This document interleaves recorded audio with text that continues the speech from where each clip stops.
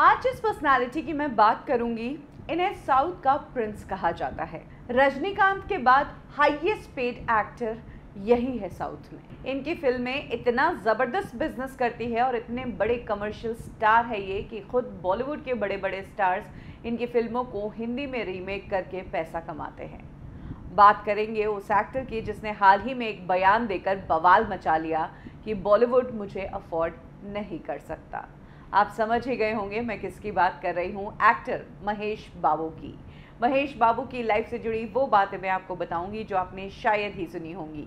कब एक स्कूल जाने वाला बच्चा महेश बाबू आगे चलकर बना साउथ की फिल्मों का प्रिंस।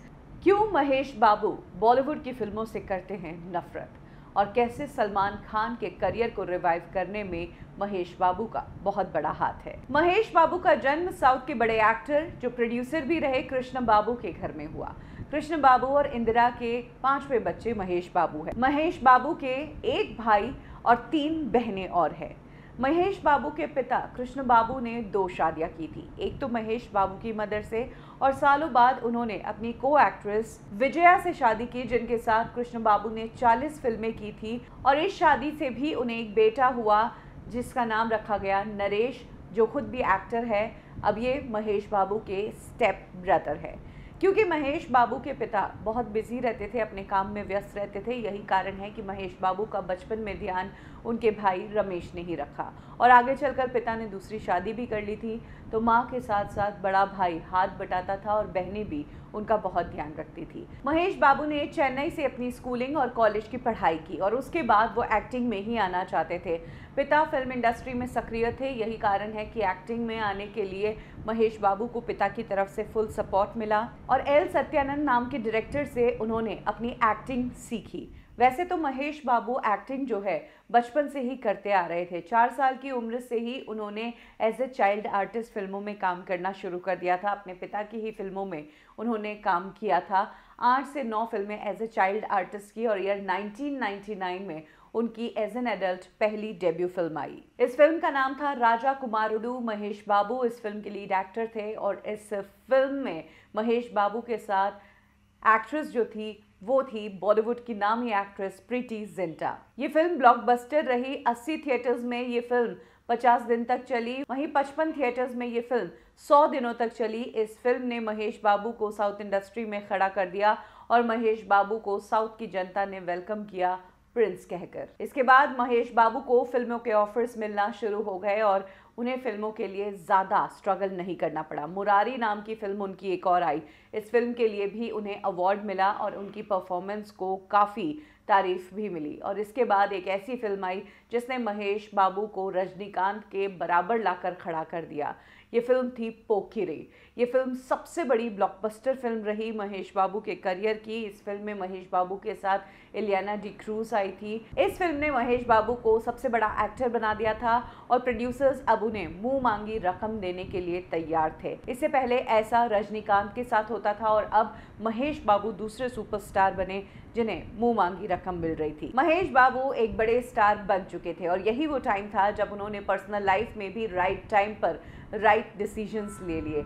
एक्चुअली महेश बाबू ने बॉलीवुड इंडस्ट्री की एक्ट्रेस नम्रता शिरोडकर के साथ एक फिल्म की थी। वामसी नाम की ये फिल्म थी और इसी फिल्म की शूटिंग के दौरान महेश बाबू नम्रता शिरोडकर को दिल दे बैठे और उन्होंने नम्रता के साथ शादी करने का फैसला ले लिया। इनिशियली 4 साल तक दोनों ने एक दूसरे को डेट किया। हालांकि डेटिंग की खबरें बाहर नहीं आने दी क्योंकि नम्रता और महेश बाबू दोनों ही फिल्म इंडस्ट्री का हिस्सा थे। दोनों उस टाइम अपने करियर पर फोकस कर रहे थे, इसीलिए दोनों मीडिया में इस तरह की खबरें नहीं आने देना चाहते थे। फाइनली 2005 में दोनों ने शादी कर ली। 2006 में इस कपल ने एक बेटे को जन्म दिया और 2012 में इनकी बेटी हुई जो आज एक बहुत ही बेहतरीन डांसर है। महेश बाबू को साउथ में प्रिंस का जो दर्जा है वो ऐसे ही नहीं मिला है। महेश बाबू को ये दर्जा दिया है उनकी फिल्मों की कमाई ने, और उनके फिल्मों की कमाई देखकर बॉलीवुड ऐसा अट्रैक्ट हुआ कि खुद बॉलीवुड इंडस्ट्री ने उनकी फिल्मों के रीमेक हिंदी में बनाकर खूब पैसे कमाए। मैं बात कर रही हूँ सलमान खान की। जिस वक्त सलमान खान अपने करियर के टफ दौर से गुजर रहे थे, जिस वक्त सलमान खान की फिल्में बैक टू बैक फ्लॉप रही और वो नई इमेज चाह रहे थे अपने लिए, तब सलमान खान ने पोकिरी की रीमेक बनाई फिल्म वांटेड के रूप में और ये फिल्म बहुत बड़ी हिट हुई। इस फिल्म ने सलमान खान का करियर कई सालों तक और एक्सटेंड कर दिया। हाल ही में महेश बाबू कंट्रोवर्सी में तब आए जब उन्होंने कहा कि वो हिंदी फिल्मों में काम नहीं करना चाहते हैं। इसके पीछे उनका अपना रीज़न है जो उन्होंने 5 साल पहले एक इंटरव्यू में बताया था। महेश बाबू को साउथ की ऑडियंस जो प्यार देती है और जो पैसा वो वहाँ कमा रहे हैं और जो काम वो वहाँ कर रहे हैं उससे वो सेटिस्फाइड है। इसके अलावा महेश बाबू ने कई सुपरस्टार्स को साउथ से बॉलीवुड में काम करते हुए देखा और उन्हें ऐसे कई किस्से पता है जहाँ पर साउथ एक्टर्स के रोल के साथ सही व्यवहार नहीं किया गया और उन रोल्स को एडिट करके उन्हें सेकेंड लीड या सिर्फ कैमियो के रूप में दिखाया गया है। इसलिए महेश बाबू जो साउथ में एक लीड एक्टर और प्रिंस के रूप में काम करते हैं वो बॉलीवुड में जाकर भिखारी नहीं बनना चाहते हैं। ये बात उन्होंने खुद ने अपने इंटरव्यू में कही, बताया कि मैं यहाँ पर प्रिंस हूँ, मैं बॉलीवुड में जाकर भिखारी नहीं बनना चाहता हूँ। इसीलिए महेश बाबू साउथ इंडस्ट्री के साथ ही कंफर्टेबल है।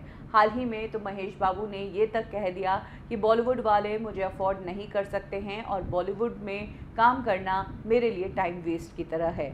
इसके बाद महेश बाबू ने अपना क्लैरिफिकेशन भी दिया और उन्होंने कहा कि मैं हर लैंग्वेज की फ़िल्म को इज्जत करता हूं, लेकिन जो नुकसान महेश बाबू के इस स्टेटमेंट से होना था वो हो चुका था। सोशल मीडिया पर कई लोगों ने महेश बाबू को घमंडी बताया और कहा कि इतना कितना पैसा आप कमा लेते हो कि हम बॉलीवुड वाले आपको अफोर्ड भी नहीं कर सकते। ये स्टेटमेंट लोगों को कुछ अच्छा नहीं लगा।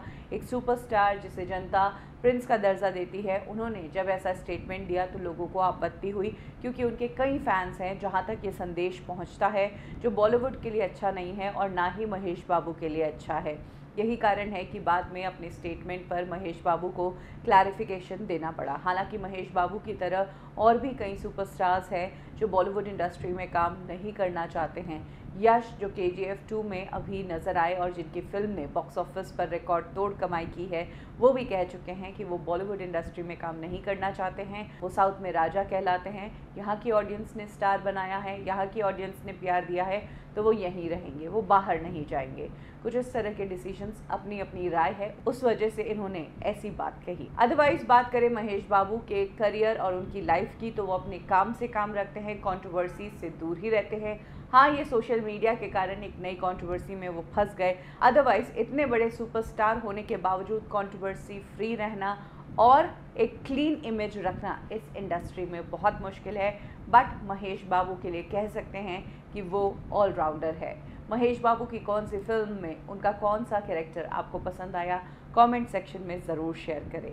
कब क्यों और कैसे में अभी के लिए बस इतना ही। फिर मिलेंगे एक और कहानी के साथ।